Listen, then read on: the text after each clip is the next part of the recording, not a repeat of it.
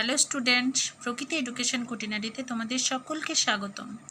আজকে আমি তোমাদেরকে ক্লাস 5-এর আমাদের পরিবেশ বই থেকে 73 নাম্বার পাতায় আছে, দেখবে তোমরা, কোথায় উঁচু কোথায় নিচু। তো এই পাতাটা থেকে সমস্ত প্রশ্নোত্তর দেখাবো তোমাদেরকে আজকে, এবং প্রতিটি লাইনের সমস্ত প্রশ্নোত্তর তোমরা পেয়ে যাবে। প্রথম প্রশ্ন হলো, ভূ প্রকৃতি বা ভূমিরূপ বলতে কী বোঝো?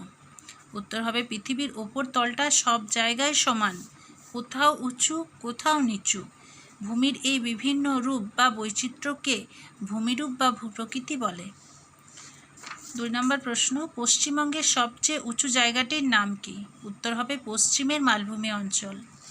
3 নম্বর প্রশ্ন, সুন্দরবন সমুদ্রতল থেকে কত উঁচুতে অবস্থিত? উত্তর হবে 2 থেকে 3 মিটার উঁচুতে। 4 নম্বর প্রশ্ন, গাঙ্গেয় সমভূমির উচ্চতা কত? উত্তর হবে 10 থেকে 15 মিটার। 5 নম্বর প্রশ্ন, রাঢ় অঞ্চলের উচ্চতা কত? উত্তর হবে 30 থেকে 40 মিটার। 6 নম্বর প্রশ্ন, পশ্চিমের মালভূমি অঞ্চলের উচ্চতা কত? উত্তর হবে 100 থেকে 150 মিটার। এবার দেখবে তোমরা কয়েকটি শূন্যস্থান পূরণ আছে। কয়ের দাগে আছে, এভারেস্ট শৃঙ্গের উচ্চতা ড্যাশ মিটার। উত্তর হবে 8848 মিটার। ক্ষয়ের দাগে হবে, সমুদ্রতলের উচ্চতাকে প্রমাণ উচ্চতা হিসাবে ধরা হয়। প্রশ্নটা এরম হবে, ড্যাশ এর উচ্চতাকে প্রমাণ উচ্চতা ধরা হয়। উত্তর হবে সমুদ্রতল এর উচ্চতাকে প্রমাণ উচ্চতা ধরা হয়।